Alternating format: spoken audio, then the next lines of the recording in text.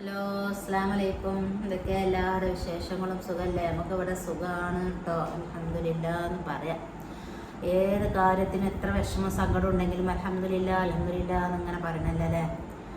അപ്പം നമ്മൾ പിന്നെന്താ നമ്മളെ കൂട്ടുകാരൊക്കെ ഒരുപാട് ആൾക്കാർ ചോദിച്ചിരുന്നു, ഇന്ന് ഹോസ്പിറ്റലിൽ പോവുകയാണെന്ന് പറഞ്ഞിരുന്നു ഞാൻ അവരോട്. അപ്പോൾ ഓരൊക്കെ ചോദിച്ചിരുന്നു പോയ വിവരം എന്തായി, നിങ്ങൾ അറിയിക്കണം കേട്ടോ, ഞങ്ങൾക്ക് അറിയാനായിട്ട് വിഷമമുണ്ട് സങ്കടമുണ്ട് എന്നൊക്കെ എല്ലാവരും ചോദിക്കുന്നുണ്ട്. ചോദിക്കാൻ സങ്കടം ഉണ്ടാവും വിഷമം ഉണ്ടാവും എന്നൊക്കെ എനിക്കറിയാം. കാരണം 5-6 മാസമായിട്ട് ഇപ്പം നിങ്ങൾക്കൊക്കെ വീഡിയോയിൽ പിന്നെ ഒക്കെ നിങ്ങൾ കാണുന്ന ആളാണ്. പിന്നെ നിങ്ങൾക്ക് പാട്ടും വൈത്തൊക്കെ ആയിട്ടൊക്കെ ചൊല്ലി തരുന്ന ഒരാളുമാണ്. അപ്പം നിങ്ങൾക്കൊക്കെ പരിചയമായി. നിങ്ങളെ വീട്ടിലൊരു അംഗം പോലെയായി. എനിക്ക് ഞങ്ങളെ വീട്ടിലെ ഒരു അംഗമാണ് നിങ്ങളെല്ലാവരും. അങ്ങനെ ഒരു പരിചയമായി. നമ്മളിപ്പോൾ കണ്ടിട്ടില്ലെങ്കിലും അങ്ങനെയാണ്. ഇപ്പം നമുക്ക് ഓരോരോ ആൾക്കാരും വിളിച്ചുമ്പോഴും കമൻറ്റും വാട്സപ്പൊക്കെ കാണുമ്പോൾ നമുക്ക് അങ്ങനെ ആയി തീർന്നു. അപ്പം നിങ്ങൾ ചോദിക്കുമ്പോൾ നിങ്ങൾക്ക് അതിന് മറുപടി തരണമല്ലോ വിചാരിച്ചുകൊണ്ടാണ് കേട്ടോ ഞാൻ വന്നത്. അപ്പം ഇന്ന് പോയപ്പോൾ എല്ലാവർക്കും പിന്നെ അതിൻ്റെ ഡേറ്റും കാര്യം നല്ല തിരക്കും ബുക്കിങ്ങും ഒക്കെയാണ്. അപ്പോൾ എല്ലാവർക്കും കൊടുക്കൽ 15 ദിവസം കഴിയും, അല്ലെങ്കിൽ ഒരു മാസമൊക്കെ ആവും. അത്രയും തിരക്കുള്ള സ്ഥലമാണ്.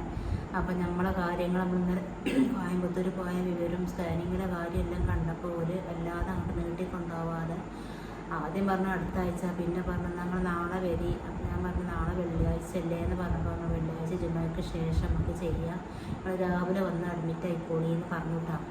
ഇന്ന് പിന്നെ ഹോസ്പിറ്റലിൽ പോയിട്ട് സ്കാൻ ചെയ്തു കേട്ടോ. ഒരുപാട് നേരം വെച്ച് കണ്ടുള്ള സ്കാനിങ് ചെയ്യുന്നു. ഒരു കൈ മൊത്തം ഇടത് കൈ ഫുള്ള് സ്കാൻ ചെയ്തു.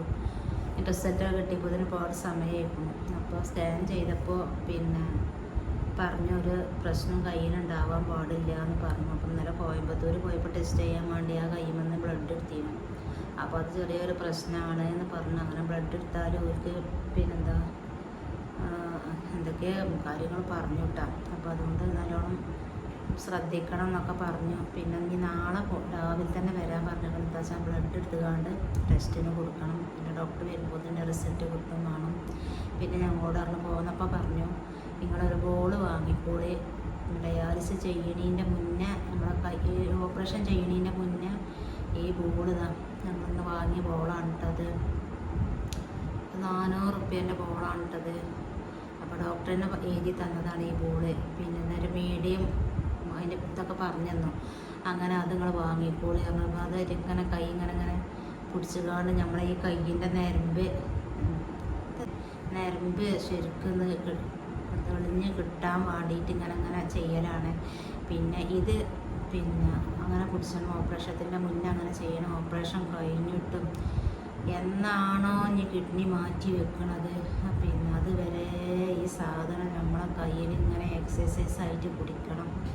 എത്ര കാലമാണോ എന്നറിയില്ല. അപ്പോൾ ഡോക്ടർ തന്നെ പറഞ്ഞു നല്ലത് നോക്കി വാങ്ങിക്കോളി, ഒരുപാട് കാലം ഇങ്ങനെ എക്സസൈസ് ചെയ്യാനല്ലേ എന്ന് പറഞ്ഞിട്ട്. അപ്പോൾ ഇതൊക്കെ കണ്ടപ്പോൾ എനിക്ക് സങ്കടങ്ങളൊക്കെ വന്നുട്ടാ. എന്താണെന്നുള്ളത് സങ്കടമൊക്കെ ഹൃദയത്തിൽ ഇങ്ങനെ വെക്കുകയാണ് അവളോട് പറയുമ്പോഴൊക്കെ എൻ്റെ മനസ്സിൽ.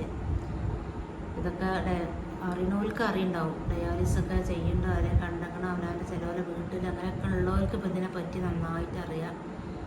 അപ്പോൾ ഇങ്ങനത്തെ ഒരവസ്ഥയൊന്നും ആർക്കും വരാതിരിക്കട്ടെ. അപ്പോൾ നാളെ ആ കാര്യത്തിന് പോവുകയാണ്. നമ്മളെല്ലാവരുടെ പ്രാർത്ഥനയും കിട്ടണം. അതൊരു പ്രത്യേക ഒരു ഫലം തന്നെയാണ്. എല്ലാവരുടെ പ്രാർത്ഥന, ഒരുപാട് ആൾക്കാരുടെ പ്രാർത്ഥന ഉണ്ട്. അതുകൊണ്ട് ഒരു ബുദ്ധിമുട്ടും പ്രയാസവും ഇല്ലാതെ പ്രാർത്ഥനട്ടെ. ഏതായാലും അള്ളാൻ്റെ കൽപ്പന അങ്ങനെയൊക്കെ ആണ്. അപ്പോൾ അതിലൊരു പ്രയാസം ഇനി ഉണ്ടാകരുത്. നിങ്ങൾ പ്രത്യേകം ദുആ ചെയ്യണം.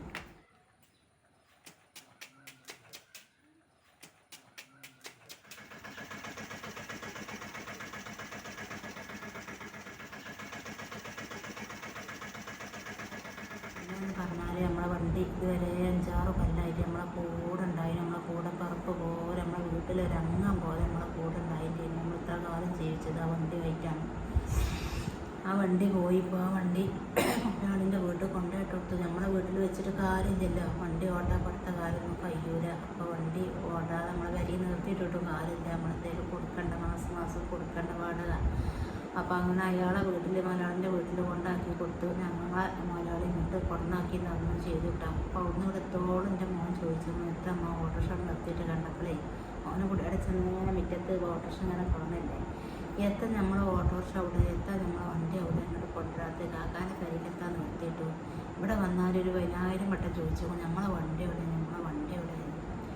അപ്പം ഇൻഷാ അല്ലാഹ് എല്ലാവരും പൂർണ്ണ ആരോഗ്യത്തോടു കൂടി തിരിച്ച് വന്ന് വണ്ടിയൊക്കെ അതേമാതിരി വണ്ടിയൊക്കെ ഓട്ടാനും അധ്വാനിക്കാനും എല്ലാത്തിനുള്ള കഴിവും ആരോഗ്യമൊക്കെ അള്ളാഹ് കൊടുക്കട്ടെ. അതിന് നിങ്ങളെല്ലാവരും പ്രത്യേകം ദുആ ചെയ്യണം. അപ്പോൾ ആ വിവരം കൂടി നിങ്ങളോട് പറയാമെന്ന് വിചാരിച്ച് വന്നതാണ് കേട്ടോ. എല്ലാവർക്കും അസ്സലാമു